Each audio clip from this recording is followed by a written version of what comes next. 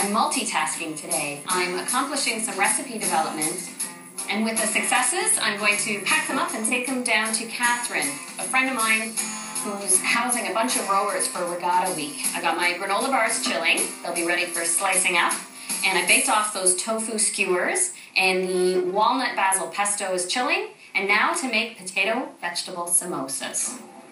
I'm making these samosas from scratch, start to finish, so it starts with the dough.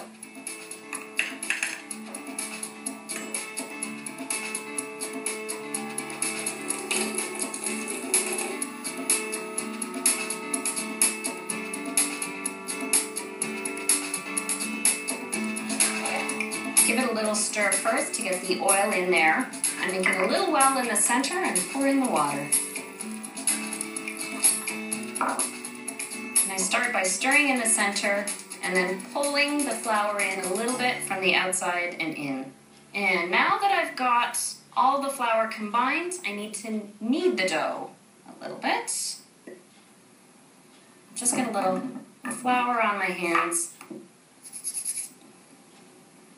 And just work the dough gently. It will feel more and more firm as I knead it. Right now it's sticking to the table, but once it starts pulling away all on its own, I don't need to add any more flour. And before I can roll the dough out to make the samosas, I have to give time for those glutens to relax, and it takes about half an hour. While I'm waiting, I'll start my potato filling. Now this potato vegetable filling has spinach and potatoes, which I'm boiling right now, and they're almost ready, and peas, which are typical in samosas, but it starts with the spices.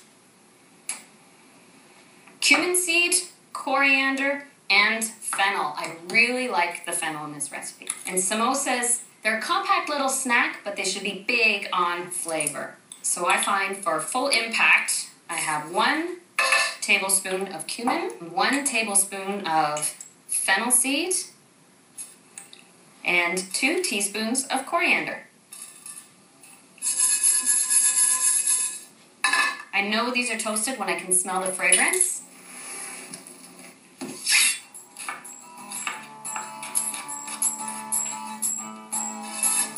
And I can really smell those spices.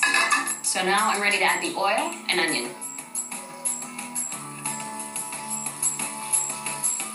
And I like to pack my samosas with a bit of garlic. And a little bit of ginger.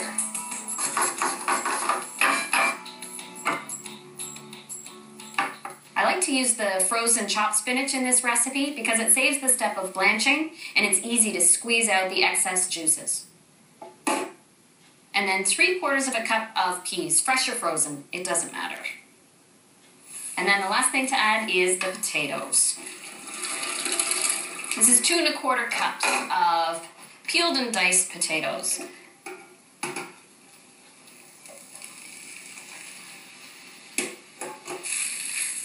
But as I'm stirring them in, I kind of roughly mash them up so they hold all the flavor and the spinach and the peas together. And then it's easier to spoon into the samosas once I roll out the dough. Little salt and pepper. I want this filling to cool for a little bit. And I'll start rolling my dough, which should be perfectly rested.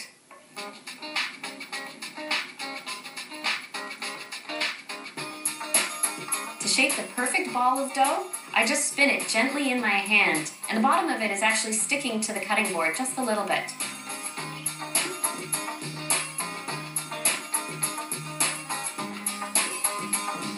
Really feel that nice stretchiness. So, to assemble a samosa, I cut a disc in half, and now this is going to turn into the triangle. I'll use the flat side as 1 point, and I just make a cone out of the dough. And because it's soft and tender, I just pinch it together to hold one side. Lots of room for that good potato filling. And then pinch that top edge closed. The oil is heated to, yes, 350 degrees. To add the samosas to the oil without splashing, I just gently set them in with a slotted spoon. Ooh, and they've started bubbling away. Keep filling these while I keep an eye on the ones that are frying. I wonder how things are going at the regatta.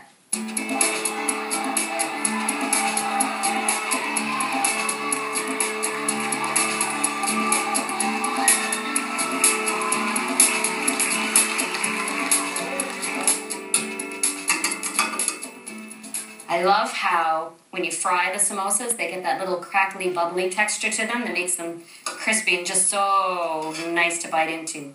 Be interesting to taste test them with the mango chutney, which is the last thing I have to make.